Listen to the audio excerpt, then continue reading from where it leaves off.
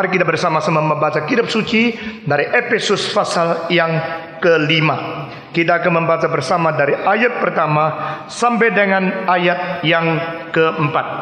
Efesus pasal kelima, ayat pertama sampai dengan ayat yang keempat. Setelah mendapatkan, saya minta pria membaca ayat 1 dan 2 dan wanita membaca 3 dan 4. Efesus pasal kelima ayat 1 dan 2. Sebab itu jadilah penurut-penurut Allah seperti anak-anak yang kekasih, dan hiduplah di dalam kasih sebagaimana Kristus Yesus juga telah mengasihi kamu dan telah menyerahkan dirinya untuk kita sebagai persembahan dan korban yang harum bagi Allah. Tetapi percabulan dan rupa-rupa kecemaran atau keserakahan disebut saja pun jangan di antara kamu, sebagaimana sepatutnya bagi orang-orang kudus. Demikian juga perkataan yang kotor, yang kosong, atau yang sembrono, karena hal-hal ini tidak pantas.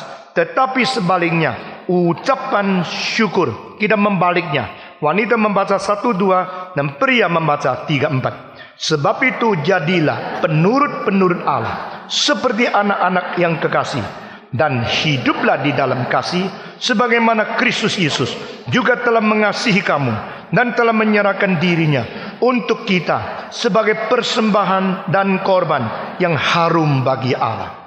Tetapi percabulan dan rupa-rupa kecemaran atau keserakahan disebut saja pun jangan di antara kamu, sebagaimana sepatutnya bagi orang-orang kudus. Demikian juga perkataan yang kotor, yang kosong, atau yang sembrono, karena hal-hal ini tidak pantas.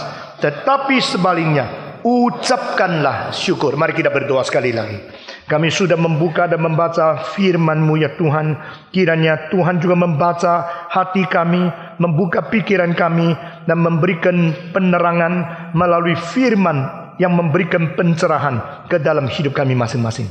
Dengar doa kami dan berkati hamba-Mu yang hina ini, sehingga dia boleh menyampaikan sesuatu untuk membawa manusia kembali kepada kebenaran dan lebih mengerti dan memperdalam di dalam firman Tuhan yang adalah cahaya pelita di dalam perjalanan kami. Dalam nama Tuhan Yesus kami berdoa dan bersyukur. Amin.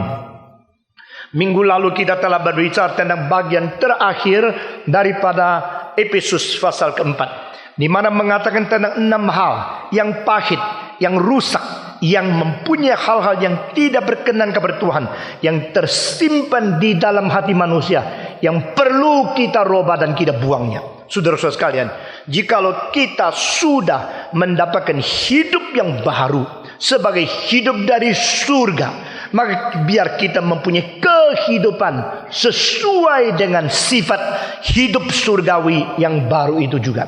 Saudara-saudara, jadi segala sesuatu yang berada sebagai orang dunia yang begitu berpengaruh kepada kita, biar kita mulai membersihkan dari pekerjaan Roh Kudus. Saudara-saudara sekalian, dendam-dendam, kepahitan-kepahitan yang simpan di dalam pribadi seseorang seperti gudang subconscious, itu pada saat-saat tertentu akan menjadi sesuatu ekspresi yang eksplosif keluar dan akan menyatakan kelemahan, kebodohan, kedangkalan, dan sifat kejahatan dari diri manusia, serta juga melukai, menyerang, dan merusak akan hubungan antara kita dengan orang lain.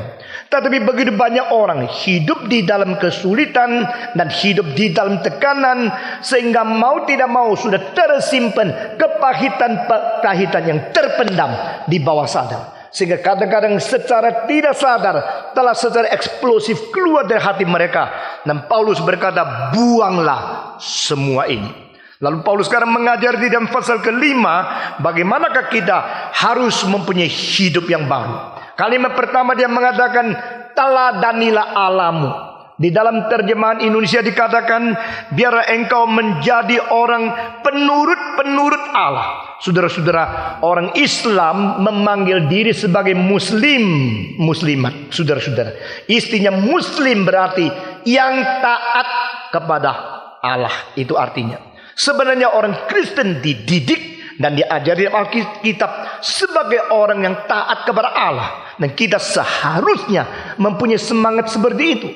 Mengapakah ini menjadi mungkin? Karena kita harus mengerti bahwa Allah lah yang berdaulat. Nah saudara-saudara, teologi reform begitu menegaskan pentingnya the sovereignty of God.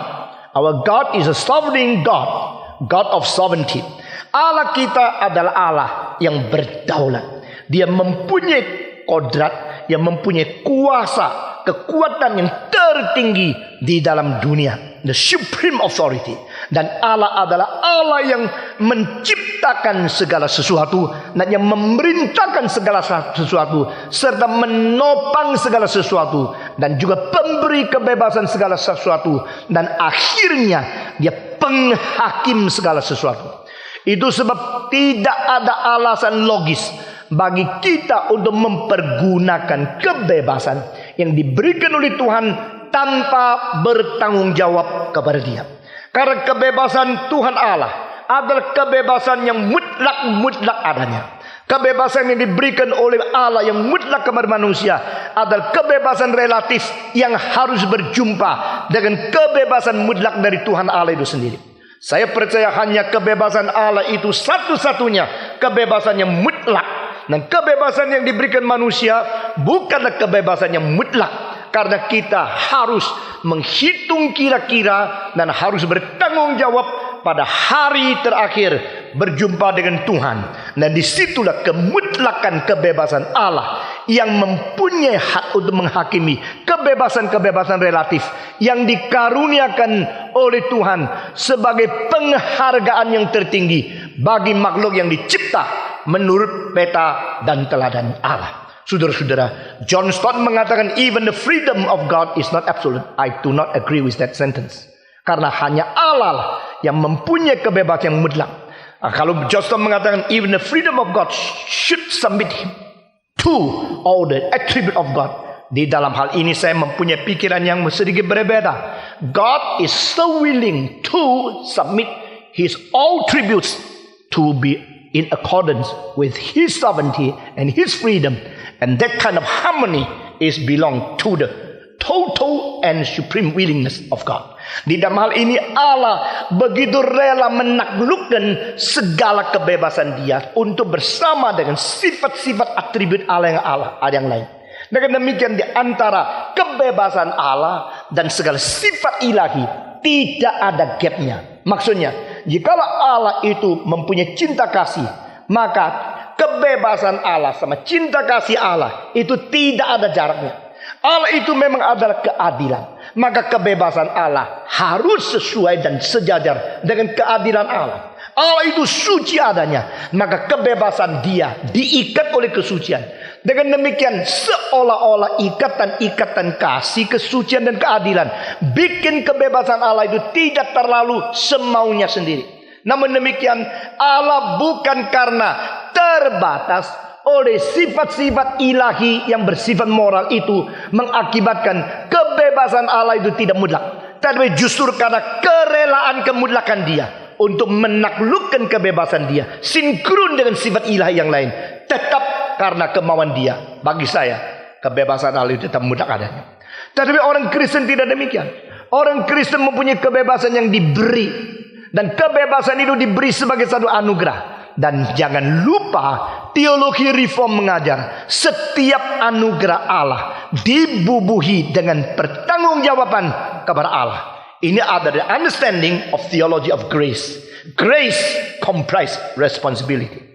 Setiap anugerah yang diberikan kepada kita mengandung pertanggungjawaban kita kepada Allah pemberi anugerah. Jikalau kita menerima anugerah tetapi kita tidak bertanggung jawab, kita akan mempermainkan anugerah Allah. Dan pada saat yang sama kita mempermainkan diri dan mempermainkan pemberi anugerah, itu Tuhan Allah sendiri. Itu sebab pengertian anugerah dan pengertian perasaan tanggung jawab harus sejajar, sehingga iman kita dan kelakuan kita itu bersatu dan harmonius. Saudara-saudara sekalian, begitu banyak orang mengambil anugerah Tuhan sebagai sesuatu yang seharusnya dia menerima, sehingga mempermainkan dengan sembarangan. Dan dengan kemauan yang tidak ditaklukkan ke bawah kehendak Allah, dia telah memfoya-foyakan anugerah yang diberikan oleh Tuhan. Baik waktu, baik bakat, baik kesempatan maupun keuangan, itu semua harus bertanggung jawab kepada Tuhan.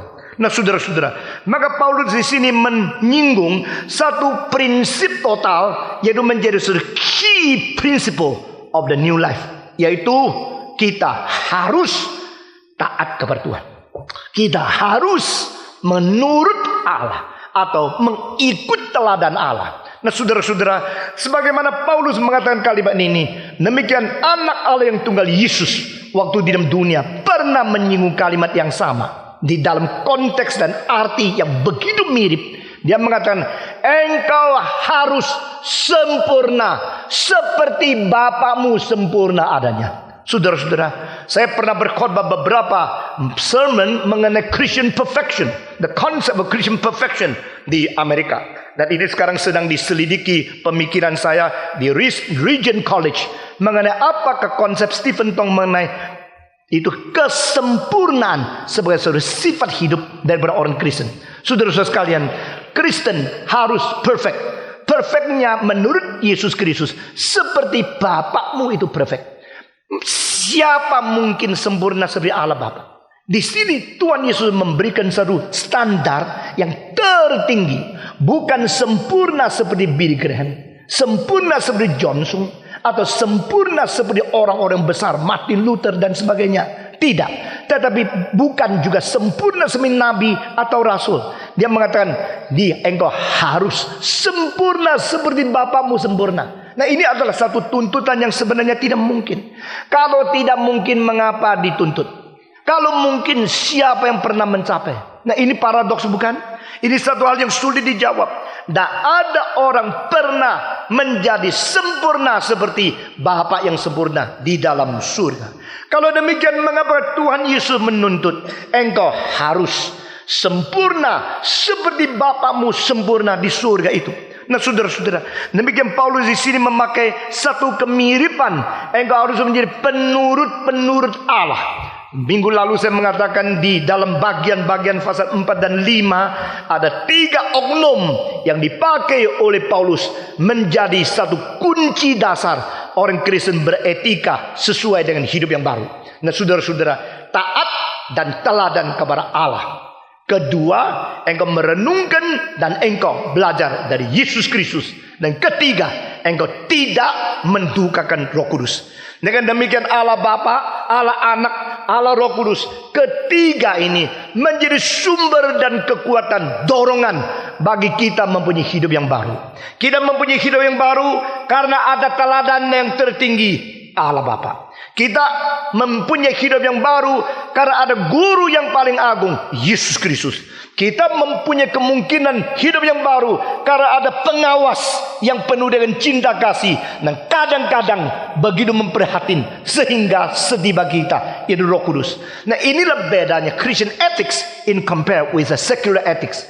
Semua etika non-Kristen tidak mungkin mencapai hal ini karena mereka hanya mempunyai kriteria-kriteria menurut sesuatu standar daripada hati nurani yang sudah dicemarkan oleh dosa. Sekali lagi saya mengatakan, semua standar etika, standar moral yang berada di dalam filsafat, di dalam kebudayaan, di dalam agama, di dalam masyarakat, di dalam zaman-zaman yang berbeda, itu mempunyai satu sifat relatif yang menjadi dasarnya, yaitu mereka adalah hasil daripada standar orang-orang yang sudah dicemarkan oleh dosa.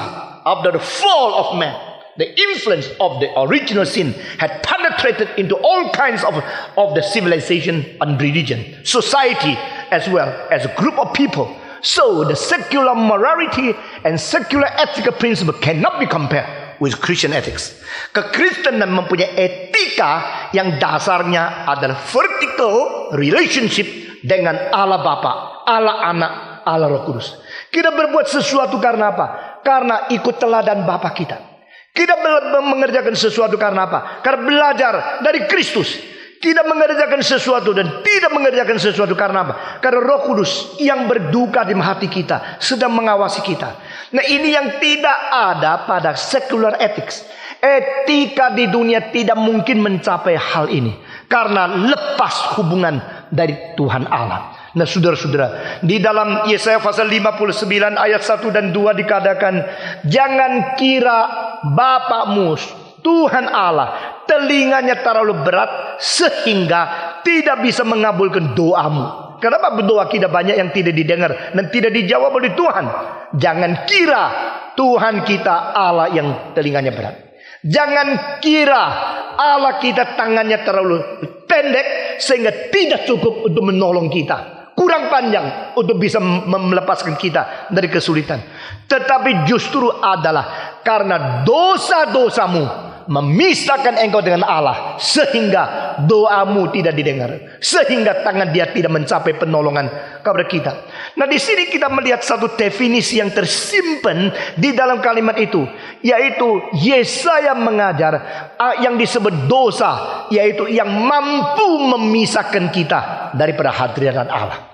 Jadi perpisahan dari Allah, sehingga ada satu jarak yang telah depart, yang memecah belahkan kita dengan Tuhan kita. Itu unsurnya disebut dosa. Nah, Friedrich Schleiermacher mengatakan berpisah dengan Allah itu adalah dosa. Ini konsep tradisional. Berpisah dengan rakyat, berpisah dengan massa, berpisah dengan orang-orang yang lain di sekitarmu, itu juga adalah dosa masyarakat.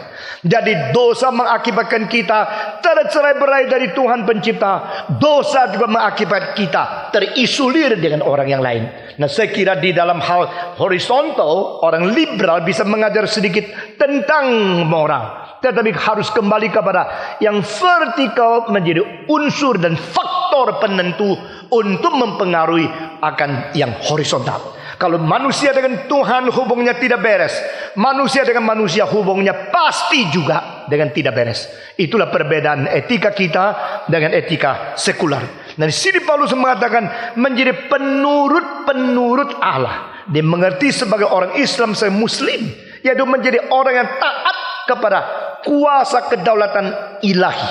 Nah, saudara-saudara, Calvinisme mengajar dengan jelas Allah adalah Allah yang berdaulat. Allah adalah yang mempunyai kuasa tertinggi untuk mengontrol, memelihara, dan menghakimi seluruh dunia, segala sesuatu yang dicipta oleh Dia. Dan Paulus berkata di sini, turutlah akan Allah. Atau ayat yang lain, ikutilah teladan Bapamu, ikutilah teladan Allah. Sama seperti apa yang Yesus katakan, engkau harus sempurna seperti Bapamu sempurna yang berada di dalam surga. Di dalam hal ini, apa yang ditekankan oleh Yesus sama dengan apa yang ditekankan oleh Paulus. Yaitu di dalam hal apakah kita harus belajar dan teladani Tuhan Allah, yaitu satu unsur yang penting, cinta kasih. Saudara-saudara, Allah kita adalah Allah yang penuh dengan cinta kasih. Dan di dalam agama-agama yang lain, kalau mereka menyebut Allah sekalipun, paling banyak mereka mengatakan Allah itu Rahmani dan Rahimnia. Maksudnya Allah itu penuh dengan cinta kasih, dan Allah itu penuh dengan kasihan, rahmat kepada umat manusia. Tapi saudara-saudara, mereka mengatakan Allah penuh kasih, Allah memberi kasihan. Lain dengan Alkitab mengatakan Allah adalah kasih. Nah, saudara-saudara, orang yang mempunyai kasih dan orang itu adalah kasih, itu beda sekali. Now, God is love, but God is not only merciful and He has love to us, but He is love. Ini menjadi kualitatif perbedaan antara pengertian Allah, sifat ilahi di dalam kekristenan dengan agama yang lain.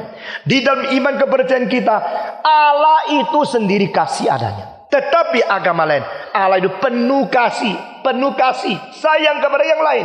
Tapi Dia tidak pernah diutarakan sebagai Dia adalah kasih. Di kitab suci berkali-kali muncul Allah itu kasih adanya. God is love, God is love, God is love. Dan siapa saja yang hidup di dalam kasih, dia hidup di dalam Allah. Those who live in love, those people also, they live in God. Karena Allah itu kasih adanya. Jadi Paulus di sini mengatakan, engkau sekarang meneladani Allah, mengikuti akan, menuruti akan kehendak Allah, dan mengikuti teladan Allah. Berarti belajarlah menjadi manusia yang hidup di dalam kasih. Karena Allah itu kasih adanya. Ini ayat yang pertama. Jadi saya mengulangi lagi. Sebab itu jadilah penurut-penurut Allah. Nah saudara-saudara, seperti anak-anak yang kekasih. Atau ikutlah teladan Allahmu dan jadilah anak-anak Allah yang sangat dikasihi. Berarti kalau kita hidup penuh kebencian, kita meskipun sudah menjadi seorang anak secara nama, tapi secara esensi dan fakta kita terlalu jauh daripada apa yang diharapkan oleh Tuhan. Nah saudara-saudara, sebagai anak Allah adalah anak yang ditebus melalui kasih, dan anak yang dikirim Roh Kudus untuk memberikan kasih. Seharusnya kita hidup di dalam kasih, sehingga kita menyatakan, mengekspresikan cinta kasih Allah di dalam hidup kita. Ini merupakan satu hal yang diharuskan. Tapi saudara-saudara, jikalau namanya anak Allah, yang katanya melalui cinta Allah sudah dirubah, tapi kepenuhan kepahitan, kepenuhan kebencian, tidak mirip Tuhan Allah, dan kita menjadi anak sekalipun, anak yang tidak dikasihi, ada anak yang Tuhan jengkel sama kita. Saudara-saudara, anak-anak yang baik menjadi hiburan paling besar bagi orang tua, bukan? Kalau kita melihat anak kita betul-betul mengerti peraturan, hormat sama orang tua, cinta sama Tuhan, dan mengasihi anak yang lain, kita melihat anak itu lebih berharga daripada bermiliar-miliar harta di dalam dunia. Anak yang baik itulah harta yang paling besar. Anak yang betul-betul baik itulah hiburan yang paling besar bagi orang waktu usia tua. Anak-anak yang baik itu menjadi pengharapan bagi kita, juga menjadi penolong bagi orang lain. Keturunan yang baik itulah harta yang paling besar di dalam satu bangsa dan negara. Jikalau Indonesia mempunyai pemuda-pemudi, remaja-remaja yang bermutu, maka Indonesia ada hari depan yang baik. Jikalau Indonesia tidak mempunyai anak muda, remaja yang berrohani, mencintai Tuhan, kesucian, keadilan dan sebagainya, hari depan negara ini akan menjadi apa? Jadi lihat mutu-mutu anak-anak muda, sudah bisa kita menebak apa yang terjadi pada hari depan. Berdoalah untuk negara ini. Berdoalah untuk rumahmu, tetanggamu. Jangan terlalu cepat cari duit yang banyak, akhirnya setan kau serahkan anak supaya dipelihara, dibesarkan oleh iblis.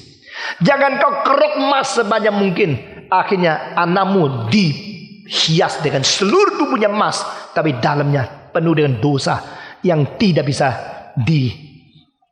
diberkati oleh Tuhan. Saudara-saudara sekalian, jangan, kita harus hati-hati. Dan kita sendiri mau menjadi anak macam apa di hadapan Tuhan. Kita menjadi beloved children of God, menjadi anak yang disukai oleh Allah. Berarti hanya satu jalan, belajar seperti Allahmu. Allahmu penuh kasih, maka Allah mau anak-anaknya juga belajar dari Allah penuh kasih. Dan kita belajar untuk menjadi satu kontainer yang diisi dengan cinta-cinta yang meluap, akhirnya bisa mulai mengalir menjadi berkat kepada orang lain. Ini yang dikatakan di sini, ikutlah teladan Allah. Dan dikaitkan dengan apa yang diajarkan oleh Yesus Kristus, sempurnalah seperti Allahmu sempurna. Karena apa? Hanya engkau hidup di dalam kasih, baru kamu bisa mirip dengan Bapamu. Bagaimana Allah Bapa di surga menurunkan hujan untuk orang benar, tapi hujan juga untuk orang jahat. Bagaimana matahari bersinar untuk orang baik, juga untuk orang yang berdosa. Karena tidak ada pandang bulunya. Dengan demikian engkau bisa tidak mempunyai kebesaran hatimu, mencintai bukan saja anakmu sendiri, juga anak orang lain. Bisakah engkau mencintai orang Kristen, juga orang yang benci kepada kekristenan? Bisakah engkau mencintai kawanmu, juga mencintai lawanmu? Bisakah engkau mencintai orang dekat dengan engkau, dan mereka yang jauh dan musuhmu?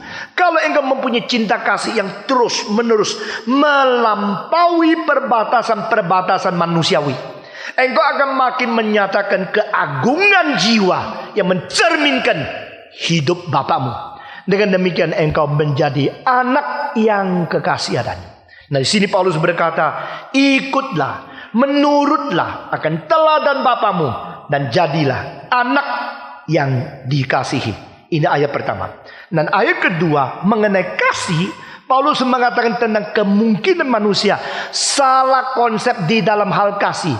Bukan saja menyempitkannya dan kita menyelewengnya dan kita memberikan salah interpretasinya, lalu hidup di dalam aplikasi cinta yang tidak beres. Saudara-saudara, dan hiduplah di dalam kasih. Ayat kedua, sebagaimana Kristus Yesus juga telah mengasihi kamu dan telah menyerahkan dirinya untuk kita sebagai persembahan dan korban yang harum bagi Tuhan Allah. Jadi di sini ayat kedua dari oknum pertama Allah Tritunggal sekarang menjadi oknum kedua sebagai teladan kita. Selain kita mempunyai teladan Allah Bapa yang mengirim anak, kita juga menjadi orang anak-anak Allah yang kekasih, yang meneladani Kristus yang pernah menjadi anak untuk menciptakan, untuk memungkinkan anak-anak yang lain dibawa kepada Bapa. Nah, saudara-saudara, di sini oknum kedua menjadi contoh karena dikatakan seperti Kristus pernah menyerahkan diri. Nah, saudara-saudara, istilah pernah menyerahkan diri bagi orang lain, ini istilah yang dipakai di dalam bahasa Greka, sama seperti orang yang membiarkan diri untuk dilepaskan dan akhirnya berbuat segala sesuatu yang tidak baik. Jadi istilah yang sama tapi konotasinya berbeda sekali. Orang yang berdosa melepaskan dirinya secara tidak terikat lagi, lalu akhirnya berbuat segala kesalahan. Tetapi Yesus Kristus menyerahkan diri, akhirnya diperlakukan tidak beres oleh orang berdosa dan menyerahkan diri. Nah, saudara-saudara, di sini Paulus memakai istilah itu, menyatakan kita bagaimana menggenapi kehendak Allah sesuai dengan teladan Kristus yang tidak lagi memelihara hak sendiri. Yesus Kristus menyerahkan diri. Yesus Kristus melepaskan hak sendiri. Yesus Kristus memberikan diri untuk menjadi korban yang berkenan di hadapan Tuhan Allah. Di sini pakai istilah harum, korban yang harum. Sebagaimana Kristus, Dia adalah juga telah mengasihi kamu dan telah menyerahkan dirinya untuk kita sebagai persembahan dan korban yang harum bagi Tuhan Allah. Nah, saudara-saudara, pada waktu Yesus berada di dalam dunia, hidupnya boleh dikatakan dengan satu kalimat, hidup yang memberi diri, hidup yang mengkorbankan diri, hidup yang membagi-bagi diri, hidup yang share the whole life for others, hidup yang memberi diri, mengkorbankan diri, yang menyangkal diri, sehingga pada waktu Dia berada di dalam perjamuan suci, Dia membuka roti itu dan mengatakan, inilah tubuhku yang aku pecahkan bagimu. Ini adalah satu ilustrasi dari seluruh hidup Kristus. The life to share, to give, to sacrifice himself for others. Karena cinta kasih, maka tidak yang lain, tapi diri Dia, hidup Dia menjadi satu pengorbanan di hadapan Tuhan untuk membagikan kepada orang lain. Saudara-saudara, setiap kali kalau kita melihat seseorang yang terus-menerus dengan segala cara untuk mengkerok orang lain punya, untuk menggebuk diri, untuk mengisi diri, kita timbul benci sama dia. Itu satu hal yang alamiah. Orang yang serakah, orang yang tidak habis-habis, yang terus mengganggu orang lain, yang terus merampas orang lain, wah, kita benci sekali. Tapi setiap kali kita ada lihat orang yang menyerahkan diri, membagikan diri, memberi diri, mengkorbankan diri, kita selalu timbul satu kekaguman dan sesuatu terharu. Itu alamiah. Ini satu dalil, saudara-saudara. Satu hari saya lihat seorang anak kecil, dia baru ambil satu es krim. Adanya bilang, "Koko, saya mau dong es krim." Kakak itu bilang, "Oke, yuk ambillah, kasih anaknya." Lalu dia sendiri pergi baris panjang untuk beli yang kedua lagi. Waktu dia kasihkan kepada adiknya take it for granted, langsung minta es krim dengan enak. Tapi kakaknya itu mesti antri panjang lagi. Waktu saya lihat di pinggir, saya lihat anak ini besok pasti dipakai Tuhan, karena dia mempunyai jiwa untuk mengutamakan orang lain, mencintai adik, bukan mengutamakan diri. It's sesuatu like to give, like to share, like to sacrifice. Itu yang bikin hati nurani orang manusia yang lain terharu. Saudara-saudara, ini cuma dua macam orang. Semacam orang adalah sacrifice others to fulfill his own ambition. Yang satu lagi, to sacrifice yourself to accomplish others. Itu yang disebut kasih. Kalau engkau mengatakan, mari kita ikut teladan Allah, mari kita belajar daripada teladan Bapa. Bapakmu kasih, engkau juga harus begini. Maka saudara-saudara, bagaimana faktanya? Faktanya adalah share yourself. Kalau engkau berkelebihan, engkau ingat orang lain tidak. Kalau engkau ada kemungkinan, engkau rela korbankan diri tidak. Kalau engkau mempunyai kesempatan, engkau menolong orang lain tidak. Orang yang terus memikirkan diri. Saya sangat kecewa. Satu kali seorang yang sudah lama tidak datang dengar konser, dia datang. Saya senang sekali ketemu dengan engkau. Dia jawab, karena saya dengar konser ini sangat baik kali ini, maka saya baru mau datang. Waktu saya dengar kalimat itu, saya mulai mengteologisasikan. Apakah jiwa itu betul? Karena konser ini sangat baik, saya baru mau datang. Maksudnya kalau konser itu tidak baik, engkau tidak datang. Sebenarnya di dunia ini perlu ada semacam orang bikin konser itu lebih baik, supaya ada musik bermutu di dalam dunia ini. Nah, untuk bikin konser lebih baik, itu perlu pengorbanan. Saya sendiri harus mengajar setiap minggu kira-kira 2 jam. Sampai 1 tahun baru bikin konser. You tidak tahu.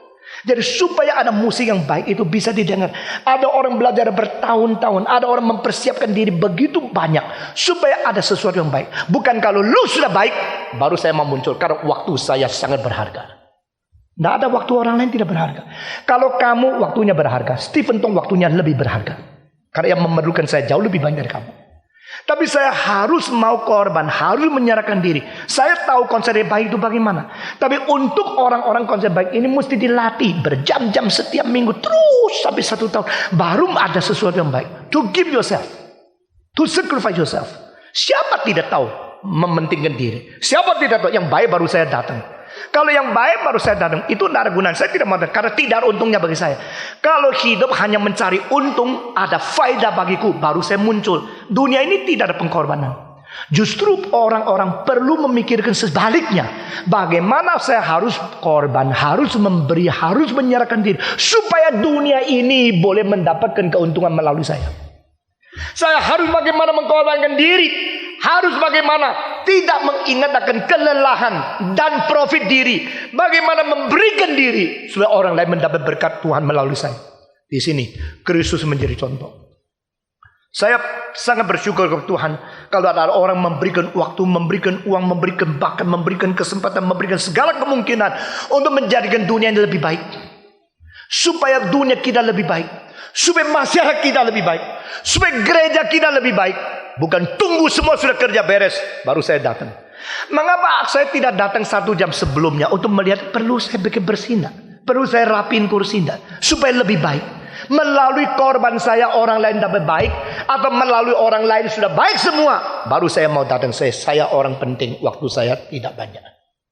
Berbeda sekali bukan? Seperti Kristus. Belajarlah Kristus yang menyerahkan diri. Belajar Kristus yang memberi diri dipermainkan oleh dunia. Tetapi akhirnya di hadapan Tuhan bukan rugi. Nah, ini paradoks. Orang yang terus mengingat diri, mempertahankan diri, akhirnya waktu mati tidak ada sisanya. Orang terus memberi diri rugi. Waktu mati dia punya karya terus berada di dunia. Saudara-saudara, Kristus adalah pengorbanan yang paling menjadi teladan. Pengorbanan yang paling non egois.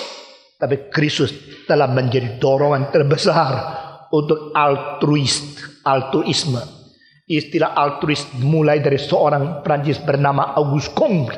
Artinya hidup bukan untuk diri, tapi hidup untuk orang lain. Sayangnya dia sendiri tidak melalui Kristus sebagai contoh. Saudara-saudara, betul-betul yang menegakkan fondasi altruis, betul-betul menegakkan sesuatu teladan untuk mengorbankan diri, itu adalah Kristus. Maka Paulus di sini berkata, belajar seperti Kristus yang mengorbankan diri, akhirnya menjadi korban yang harum diperkenan oleh Tuhan.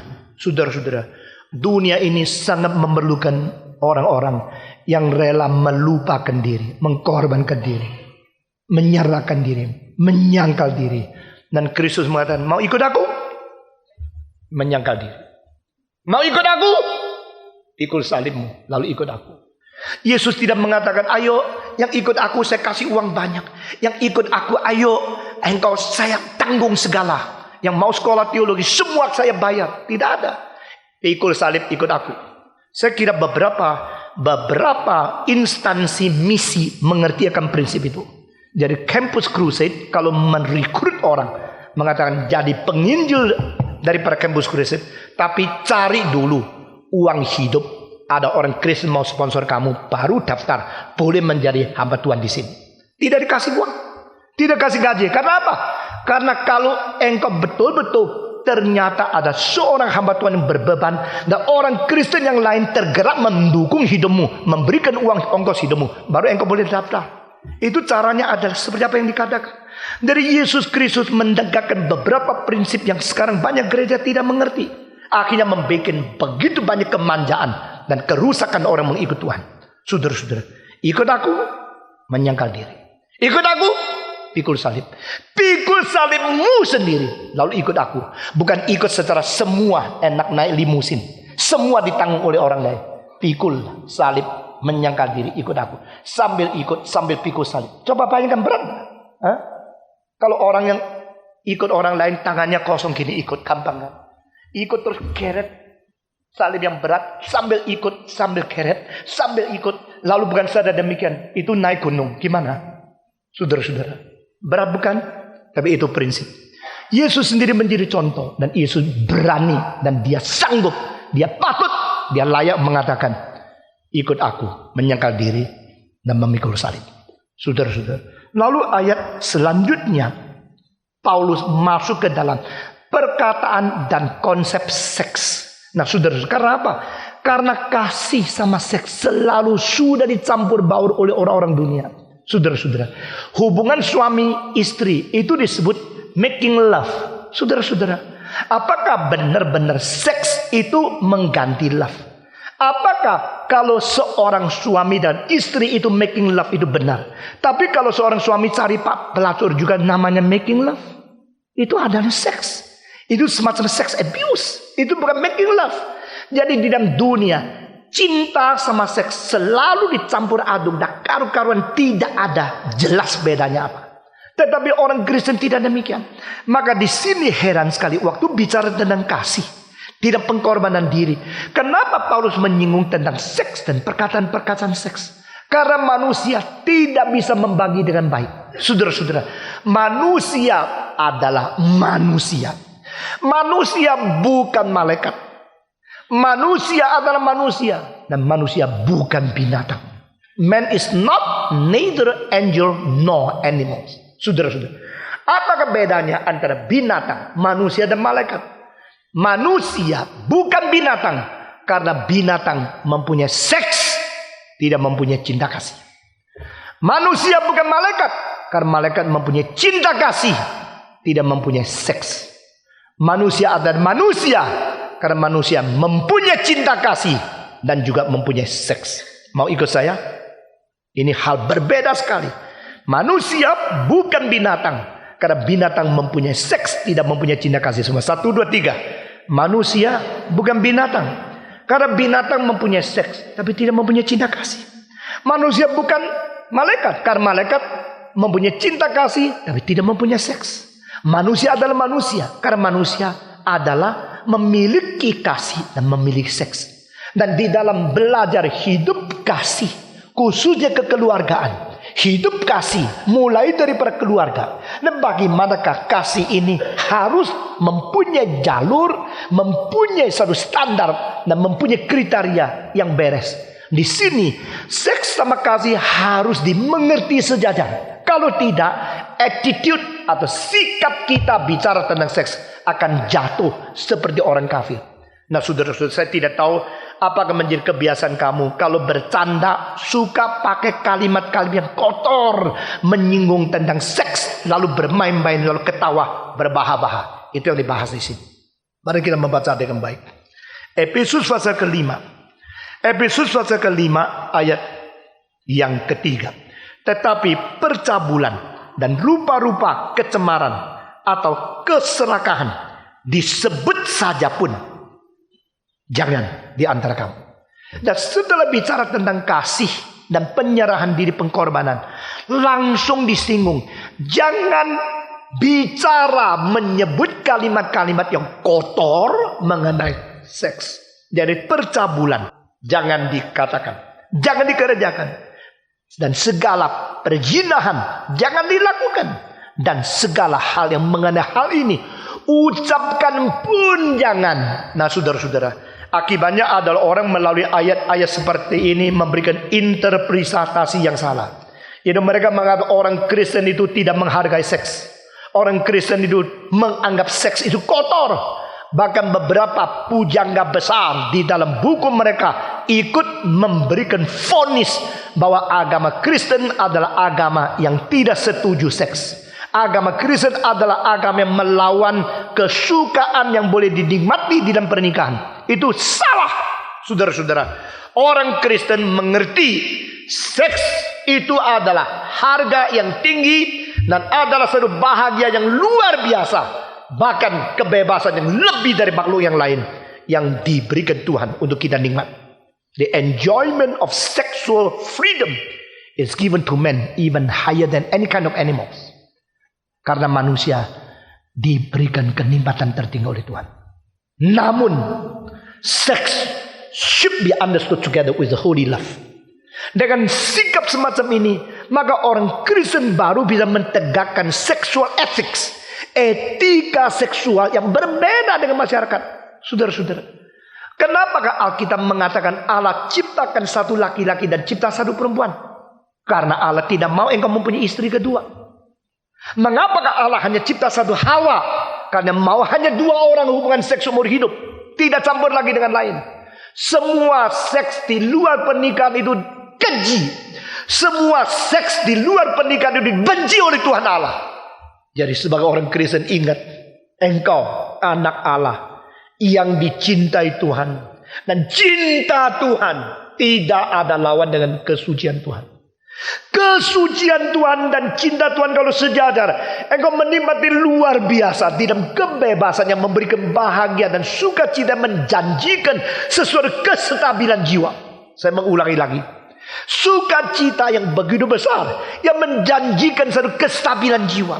Engkau boleh curi-curi seks di luar istrimu. Engkau boleh curi-curi hubungan seks dengan laki-laki lain di luar suamimu. Tapi engkau akan kehilangan jaminan kestabilan jiwa yang tenang dan yang kuat di dalam hatimu. Saudara-saudara, barang siapa yang suci di dalam seks, dia mempunyai kekuatan ketenangan jiwa yang sangat tersendiri. Beberapa pendeta yang saya lihat terus, semestinya bakat seperti ini, semestinya pendidikan begitu tinggi, semestinya orang mempunyai talenta begitu hebat, mestinya kuasanya lebih besar. Tapi mengapa seperti ada kebocoran? Akhirnya menemukan di dalam seks dia tidak beres. Satu persatu yang di dalam seks tidak beres, kehilangan kuasa untuk melayani Tuhan. Saudara, kesucian itu merupakan satu pusaka kerohanian luar biasa. Kesucian itu merupakan satu tanda penyertaan Tuhan yang betul-betul berasal dari Tuhan sendiri. Karena our God is holy God, we must be holy in all our doings. Di segala sesuatu yang kita berbuat kita harus suci, apalagi seks. Saudara-saudara, suami istri yang saling setia satu dengan lain dan di dalam menjaga kesucian seksual, mereka boleh menikmati sebebasnya, sepuasnya, dan seumur hidup tidak mungkin sakit kelamin. Saudara-saudara, ingatkan dirimu dan anak-anakmu. Jikalau mereka dari muda sampai tua hanya setia kepada pasangannya, saudara-saudara, maka seumur hidup mereka tidak akan ditakuti dilanda oleh penyakit kelamin. Karena Tuhan memelihara mereka, memberikan janji ketenangan, kestabilan, kesucian itu menjadi satu kekuatan baik untuk jiwa rohani maupun untuk jasmania mereka dijamin. Tetapi kalau seorang wanita bersetubuh dengan ini, dengan itu, beberapa orang ganti-ganti, akhirnya akan menjadi racun dan menjadi satu kerusakan yang menggerogoti tubuhnya dan akan menular kepada orang lain. Saudara-saudara, jadi Alkitab mau kita hidup di dalam seks keluarga yang suci dan setia. Maka setelah mengatakan sebagaimana Kristus menyerahkan diri, ini menjadi satu contoh cinta. Setiap pria kepada istrinya menyerahkan diri, rela mengorbankan diri. Seorang wanita rela mengorbankan diri untuk pria yang dia cintai sebagai suaminya. Ini benar. Dan kesetiaan semacam demikian tidak boleh dicampuri dengan pencemaran seksual life di luar pernikahan. Itu sebab percabulan harus ditolak, kecemaran ditolak, perjinan ditolak, dan bicara hal-hal seperti itu pun jangan. Berarti dilarang bicara tentang seks yang kotor-kotor. Saudara-saudara, kalau demikian orang Kristen tidak boleh bicara tentang seks. Jadi no sex education, no sex explanation. Tidak. Orang Kristen boleh bicara seks. Tapi waktu bicara seks, itu motivasi bicara, pengertian pembicaraan, sama sikap untuk membicarakan itu. 3 hal ini berbeda dengan orang bukan Kristen. Ada orang bicara seks dengan ketawa-ketawa, waktu engkau melihat cara motivasi mereka bicara dan pengertian yang salah yang menjadi dasar bicara, serta sikap mereka berbicara, itu engkau merasa jijik luar biasa. So, sex could be the most ugliest thing in the world, and also should be one of the most beautiful thing in your life. Seks seharusnya menjadi sesuatu yang begitu indah di dalam hidup kita, tapi juga mungkin menjadi begitu jelek di dalam hidup kita. Jadi orang Kristen bukan orang yang membenci seks. Orang Kristen adalah orang normal yang diberikan oleh Tuhan satu fungsi seks yang normal di dalam diri kita. Sebagai orang Kristen kita boleh berrasio. Dan jangan kira kalau pintar pasti melawan Tuhan. Tidak tentu. Pintarnya bisa ditaklukkan kepada Tuhan. Orang Kristen tidak perlu membunuh rasio. Demikian orang Kristen tidak perlu menghindari seks. Orang Kristen tidak perlu takut kepada seks, karena itu sesuatu pemberian Tuhan. Di dalam hubungan seks kita mempunyai postur, mempunyai bentuk tubuh yang begitu kemungkinan besar dan kebebasan lebih dari binatang yang lain. Semua makhluk tidak melari mungkin lebih cepat. Tapi di dalam hubungan betina dan yang jantan, itu keadaan tidak mungkin lebih indah daripada manusia. Karena Allah telah membentuk tubuh manusia demikian seni, demikian lincah, demikian bebas. Sehingga silakan nikmati seks. Tapi nikmati dengan cinta kasih sebagai satu mutu kesucian dari Tuhan. Nikmati dengan ucapan terima kasih sebagai satu syukuran kepada Tuhan. Ini yang dikatakan di sini. Jadi kalau melalui ayat-ayat ini mengatakan orang Kristen aseksisme, orang Kristen menekan akan seks, orang Kristen membenci seks, orang Kristen tidak itu menghalalkan seks, itu adalah interpretasi yang tidak benar. Mari kita membaca terus, saudara-saudara. Efesus pasal 5 ayat ketiga dikatakan di sini, tetapi percabulan, rupa-rupa kecemaran dan keserakahan disebut saja jangan di antara kamu.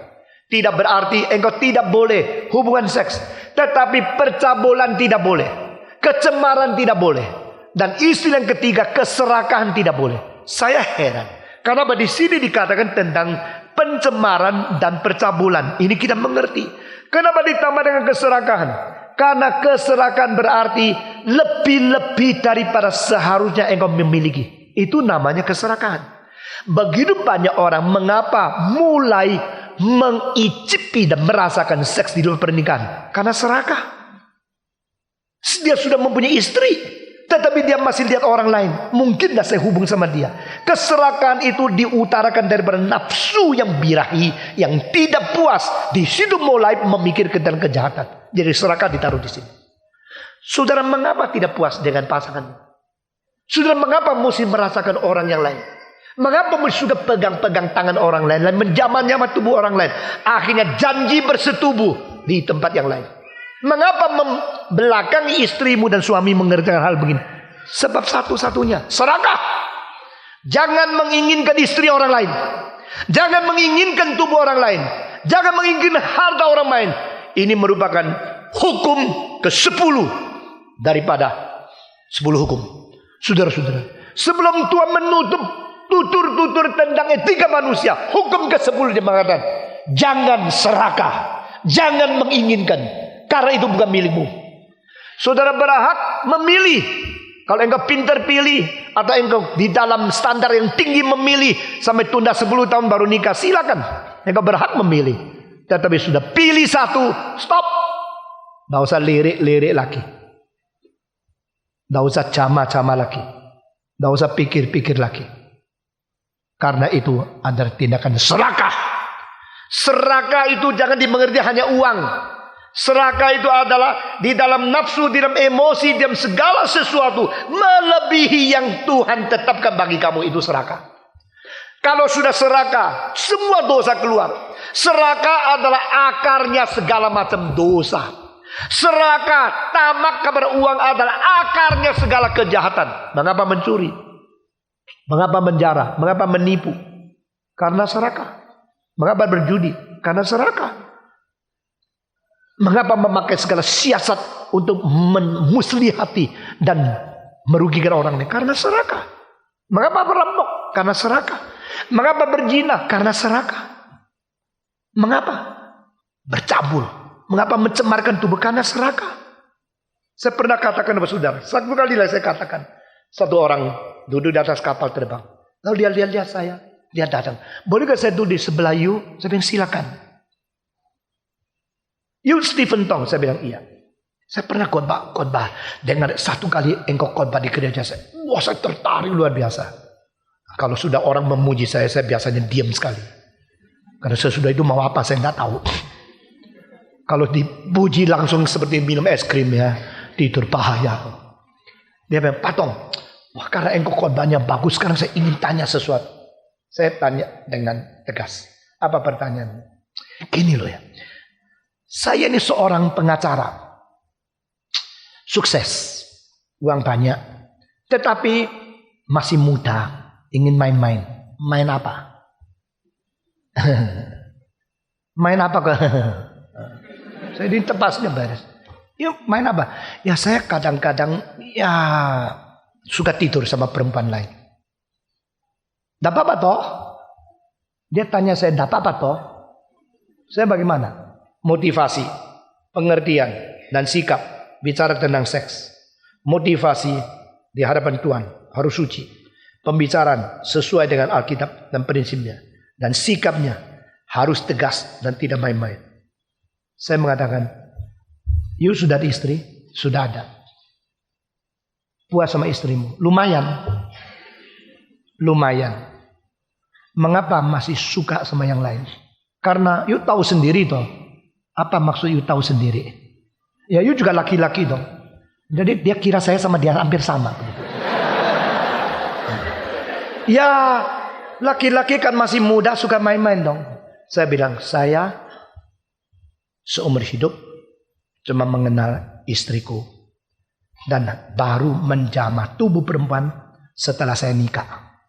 Sebelum itu saya tidak tahu. Masa? Dia meragukan. Saya bilang iya. Dengan serius. Dia, tapi ya gimana ya? Ada perempuan-perempuan kalau waktu saya menjadi pengacara ngomong-ngomong ya dia juga menarik sekali. Lalu dia mengajak dan saya juga senang. Akhirnya kita tidur di tempat tidur. Saya mulai serius. Bagaimana kalau engkau mengetahui istrimu juga tidur sama orang? Oh itu tidak boleh, tidak boleh itu. Perempuan kok boleh? Nah, kalau begini menurut you laki-laki boleh, perempuan tidak boleh. Ya you kan tahu laki-laki kan lebih bebas. Laki-laki kan biasanya lebih nakal sedikit lah, begitulah. Kalau perempuan tidak boleh, malah boleh istri saya ditiduri orang, dan tidak boleh. Kalau begini, oke. Bagaimana dengan anak perempuanmu, ya, dipermainkan oleh orang lain, atau anak laki-lakimu suka tidur sama orang lain? Ya lebih baik jangan. Jadi orang lain jangan kamu ya. Dia bilang, itu majelis kirim orang ke rumah saya, mau angkat saya jadi majelis. Saya tidak mau. Sebab saya kira repot jadi majelis. Dan bukan saja demikian. Saya masih ada kebiasaan seperti ini. Saya menolak. Bagaimana menurut? Kalau mereka terus datang lagi, saya boleh jadi majelis. Saya bilang, engkau lebih baik bertobat dulu daripada dosamu. Saudara-saudara. Begitu banyak orang mempermainkan keluarga. Mempermainkan istri. Mempermainkan hidup seks.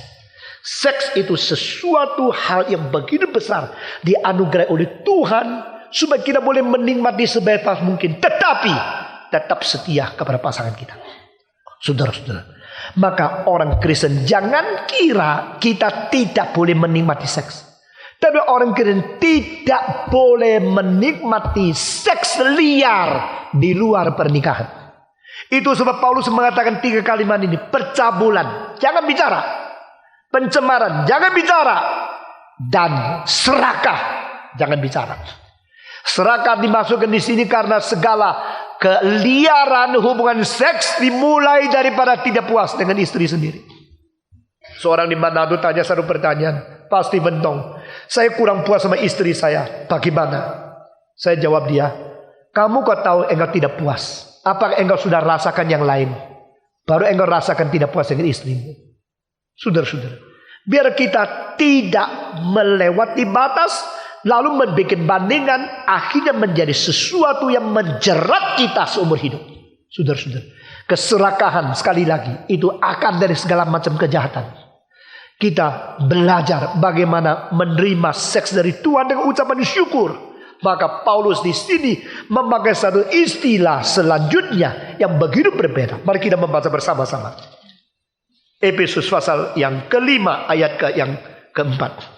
Demikian juga perkataan yang kotor, yang kosong atau yang sembrono. Saudara-saudara, inilah satu etika percakapan. Perkataan kita yang kosong jangan ngomongin. Perkataan yang kotor jangan keluar dari mulut. Perkataan yang sembrono, yang disebut sembrono di sini berarti yang tidak bertanggung jawab, yang tidak ada alasan cukup, yang tidak beres, yang sembarangan ngomong menurut kemauan nafsu, itu harus berhenti keluar dari mulut kita. Jadi mulut kita menjadi satu persembahan yang suci, sehingga apa yang keluarkan dari mulut kita itu adalah kebenaran, adalah dorongan, adalah sesuatu konstruktif untuk membangun orang lain. Saudara-saudara, mulut kita dipakai oleh Tuhan menjadi sesuatu dorongan, di mana kalimat-kalimat pujian-pujian yang sah dan jujur merupakan dorongan untuk memajukan karakter yang paling ampuh. Di mana kalimat-kalimat yang sesuai dengan kebenaran, yang dikatakan pada saat-saat yang cocok, itu merupakan sesuatu kekuatan membangun jiwa yang paling kuat. Kalimat-kalimat yang benar-benar menegur pada saat perlu ditegur, memberikan koreksi pada saat engkau betul-betul mengkoreksi dia, itu menjadi sesuatu obat yang paling baik untuk mengobati jiwa-jiwa yang tidak beres. Saudara-saudara, mulut ini adalah sesuatu sumber berkat, juga menjadi sumber kecelakaan. Yang sembarangan ngomong akan mengikat diri, yang ngomongnya tidak beres akan merugikan orang lain, yang ngomongnya merusak akan menjatuhkan moral masyarakat. Bicara dari mulut. Mulut kita bicara seperlunya, bicara sekehendak Allah, bicara seturut firman, bicara pada saat yang tepat. Saudara-saudara, yang kotor jangan keluar dari mulut, yang sembrono jangan keluar dari mulut, yang kosong jangan keluar dari mulut. Kalimat yang tidak ada artinya tidak usah banyak ngomong. Kalimat yang najis tidak membangun, jangan ngomong.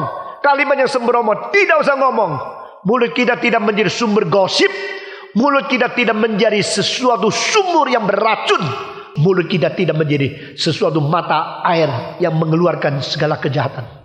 Mulut kita tidak ada hal yang kosong, yang menipu, yang jahat, yang menghujat, yang memaki, yang menjatuhkan orang, yang tidak berarti, yang sembrono, itu semua berhenti. Lalu dikatakan di sini mengenai satu kalimat lagi, karena hal-hal ini tidak pantas bagi orang suci, atau di dalam terjemahan lain tidak sesuai dengan tradisi dan sistem orang kudus. Nah, saya sendiri dari dulu sampai sekarang terus memikir apa arti dari istilah di Greka itu. Satu sistem atau sesuatu tradisi, sesuatu kewajaran daripada sistem orang kudus. Berarti orang suci mempunyai model patronnya sendiri. Orang suci, orang kudus yang sudah ditebus Yesus Kristus selalu mempunyai paturan pikiran, paradigma daripada konsep semacam mentalitas, kebiasaan daripada sesuatu karakter yang berbeda sendiri. Begitu orang lihat langsung tahu Nah saudara-saudara, agama-agama selalu luput di dalam mengerti kalimat ini. Akhirnya jatuh menjadi semacam sistem pakaian. Jadi orang suci pakainya baju putih panjang, terus pakai toga apa, pakai topi apa, pakai kain apa. Kelihatan ini orang Kristen. Itu cuma luar. Yang dikatakan di sini bukan lahiriah. Yang dikatakan di sini oleh Paulus berarti ada semacam standar, semacam sistem, semacam corak, semacam tradisi orang Kristen yang suci. Dari cara dia berbicara, dari kalimat dia berbicara, dari tindakan dia bertindak, engkau bisa mengetahui ini sesuai dengan tradisi orang suci. Karena dia orang suci tidak mungkin keluarkan kalimat itu. Dia tidak mungkin mengatakan kalimat ini. Kalau orang mengatakan, Stephen Dong mengatakan kalimat-kalimat ini, menurut saya seperti tidak mungkin dia mengeluarkan kalimat itu. Karena itu tidak sesuai dengan karakternya, tidak sesuai dengan kebiasaannya. Jadi karakter, kebiasaan, sistem, standar, mentalitas itu menjadi satu corak kebersamaan. Jadi asal orang Kristen sudah mengerti dia ditebus, dia disucikan, dibersihkan oleh darah Yesus Kristus, dengan sendirinya dia mempunyai satu corak kebiasaan sistem yang membuat dia berbeda dengan orang lain. Nah saudara-saudara, itu yang disebut sistem dan tradisi orang kudus. Ini tidak sesuai. Cara ngomongnya aduh seperti orang kafir, orang yang tidak percaya kepada Tuhan. Cara bicara seperti orang yang belum bertobat. Cara bicara begitu kasar, itu seperti orang yang tidak berpendidikan. Saudara-saudara, orang yang berpendidikan tinggi dan tidak, cara ngomong lain. Orang yang berpengalaman hidup di dalam Kristus dan di luar, baru lain. Hidupnya lain. Engkau sebagai orang Kristen, biar engkau mulai mempunyai satu corak, mempunyai satu paradigma, mempunyai sesuatu mentalitas, mempunyai satu attitude, sikap. Di dalam bicara pun berbicara lain. Orang bilang kalau gini orang Kristen mesti menjadi orang yang suci, yang begitu serius, seperti tidak ada hubungan dengan dunia. Tidak. Saudara-saudara, saya baca satu buku mengatakan Martin Luther hidup di tengah-tengah dunia yang real. Dia adalah seseorang yang begitu sungguh-sungguh, begitu real, begitu bebas. Waktu dia marah seperti orang lain, kelihatan dia sama. Tapi waktu dia marah demi kesucian. Jadi bukan kalau kita menjadi orang Kristen mesti menjadi orang tidak bisa ngomong apa-apa, terus benar seperti orang tua tunggu masuk surga. Nah begitu. Silakan lincah, saudara-saudara. Saya sendiri suka bergurau, tapi saya tidak akan bergurau hal yang kotor. Saya bergurau untuk humor, bergurau untuk menyisipkan sesuatu bijaksana dalam kalimat-kalimat bikin orang mikir lalu dia ketawa. Itu tidak apa. Kita boleh menikmati hidup, kita boleh menikmati seks. Hidup menikmati seks yang suci, hidup menikmati kalimat-kalimat perkataan yang humor, yang humorous, yang suci, tidak salah. Kita boleh berkata dengan suara keras kalau perlu. Kita boleh marah suci, senang-senang suci, bicara-bicara suci, main-main suci. Karena kita adalah orang kudus yang ada tradisinya sendiri, ada karakternya sendiri, ada watak dan substansi kesucian itu sendiri. Karena kita anak Tuhan Allah. Bukan berarti kalau semua belajar orang Kristen mesti pakai baju yang panjangnya sampai tutup sepatu. Nah, terus perempuan itu tutup semua. Umur 18 pakai baju umur 80. Lalu jalannya tidak boleh koyang tiang-tiang. Lah lagi apa? Lagi suci. Bukan begitu, saudara-saudara. Itu di Tiongkok dulu ya, banyak sekolah teologi perempuan tidak boleh berenang. Karena apa? Berenang menyatakan tubuhmu yang menggiurkan. Itu dipakai setan. Ya, jadi semua perempuan mesti pakai baju yang panjang sekali, tidak boleh berenang seumur hidup. Karena dianggap berenang itu menarik pria. Saya kira yang melarang itu dia sendiri yang suka ditarik oleh tubuh perempuan. Pikirannya kotor, jadi melarang orang berenang. Tidak apa-apa, boleh berenang. Tapi waktu berenang pakailah yang sopan. Pakaian tidak terlalu sedikit. Jangan terlalu hemat kain. Jangan terlalu tipis, jangan terlalu ngepres.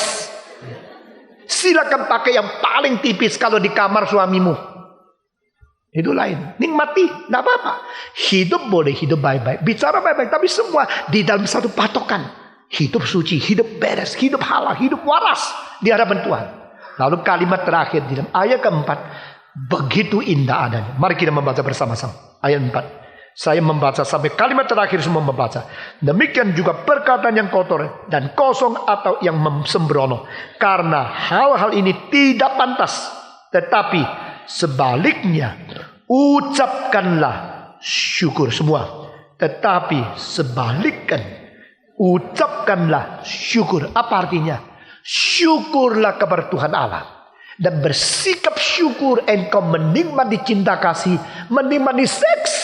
Saudara-saudara, bersyukur. Kita bersyukur kita boleh menikmati seks. Kita bersyukur kita mempunyai keluarga yang ada cinta kasih Tuhan.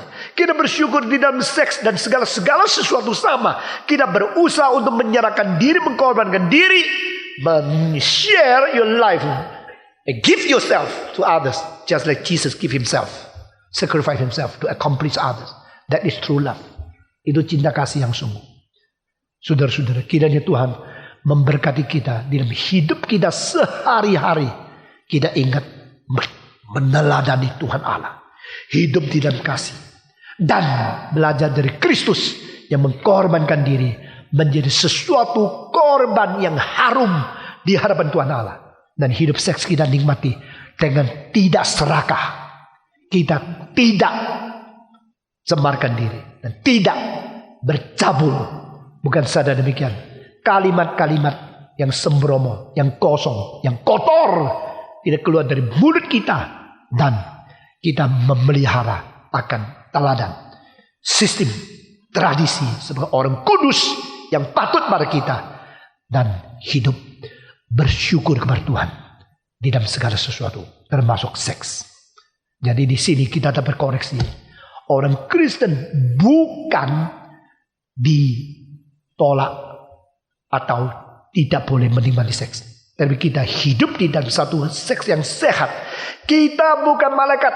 Malaikat mempunyai cinta, tidak ada seks. Kita bukan binatang. Binatang ada seks, tidak ada cinta. Kita adalah manusia yang mempunyai seks yang dinikmati di dalam cinta kasih yang suci. Karena Tuhan kita itu cinta. Dan cinta Tuhan itu suci adanya. Tuhan memberkati kita, memberkati keluarga kita, memberkati hidup seks kita. Dan biar engkau sucikan diri, bertobat dari segala percabulan, pencemaran yang dari keserakahan nafsu itu. Mari kita tunduk kepala dan berdoa. Bapa, terima kasih. Bapa, terima kasih. Bapa di dalam surga, ku beri terima kasih. Mari kita berdoa di hadapan Tuhan. Siapa berkata, Tuhan, saya mau hidup di dalam kesucian, seumur hidup memuji Tuhan. Dan saya minta Tuhan memberikan kekuatan kepada saya untuk tidak melangkah keluar daripada jalur yang seharusnya.